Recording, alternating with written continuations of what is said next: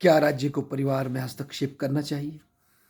क्या राज्य का किसी भी परिवार या व्यक्ति के जीवन में अ, किस हद तक हस्तक्षेप हो सकता है?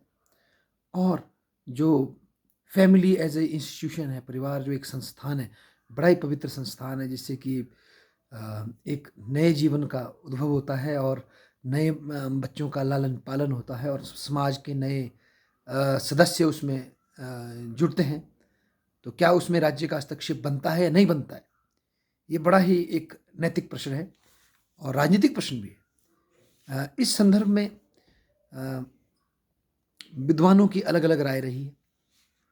परंतु यदि हम देखें तो इस बात को हम आज के नारीवादी दृष्टिकोण के उद्भव के बाद हम ये नहीं मान सकते कि परिवार केवल एक सांस्कृतिक, सामाजिक, धार्मिक, आर्थिक और फिजिकल रिलेशनशिप को बनाने की संस्था ही है। परिवार में पॉलिटिकल रिलेशनशिप भी छुपा हुआ है, जहाँ औरत और मर्द के बीच में शक्ति का विभाजन, कार्यों का विभाजन और जो नए बच्चे परिवार में पैदा हो रहे हैं, उनके जीवन मूल्यों की उत्पत्ति होती है। तो परिवार बहुत ही महत्वपूर्ण संस्था है और परिवार के अंदर क्या चलता है, किस तरह की वैल्यूज़ दी जाती है, डेफ़िनेटली उसका असर सीधा आपके राज्य के सामाजिक, आर्थिक, राजनीतिक जीवन पर सीधा पड़ता है। परिवार के अंदर जो बच्चों को जीवन मूल्य दिए जाते हैं और जो वो अपने माता-पिता के साक्षात एक्शन से जो देखते हैं, सीखते हैं, उसको आप अलग नहीं कर सकते। तो इसीलिए परिवार के अंदर अगर राज्य को प्रत्यक्ष हस्तक्षेप ना करने का अधिकार हो, अनलेस अगर वहाँ एक दूसरे के प्रति हिंसा हो रही है या सरासर जाति हो रही है, तो फिर भी राज्य को बहुत ज़्यादा जो है फ़ोकस करना पड़ेगा कि परिवार स्वयं, जिसे फूको कहते हैं, इस तरह से चले जो कि एक आदर्श नॉर्म्स की तरफ प्रयास करे। जिसमें कि औरत और मर्द, पति और पत्नी के बीच का जो भेदभाव वो कम हो। तो इसके लिए राज्य अपने पुलिस का प्रयोग तभी कर सकता है जब वायलेंस हो रहा हो। पर डे टू डे दिनचर्या में तो व्यक्ति की सोच को ही बदलना पड़ेगा, चाहे वह नारी हो, कि वह अपने रोल को अलग तरीके से देखे और चाहे पुरुष हो, वो अपने रोल को एक समानतापूर्ण दृष्टि से देखे। और इसके साथ-साथ राज्य जब शिक्षा की अपॉर्च्युनिटी देता है, लेडीज़ को भी देता है, तो उससे औरत भी अपने आप में कमाई करने में सक्षम होती है, तो उससे भी उसके परिवार की स्थिति, उसमें परिवार में उसकी स्थिति इम्प्रूव होती है।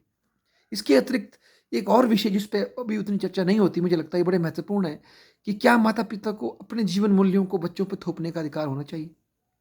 क्या माता-पिता को बच्चों पर अपने पूजा करने के अधिकार को, अपने धर्म के दृष्टि को बच्चों पे इम्पोज़ करने का अधिकार होना चाहिए? या बच्चे जब बड़े हों, तो उन्हें स्वयं निर्णय करने का अधिकार मिलना चाहिए?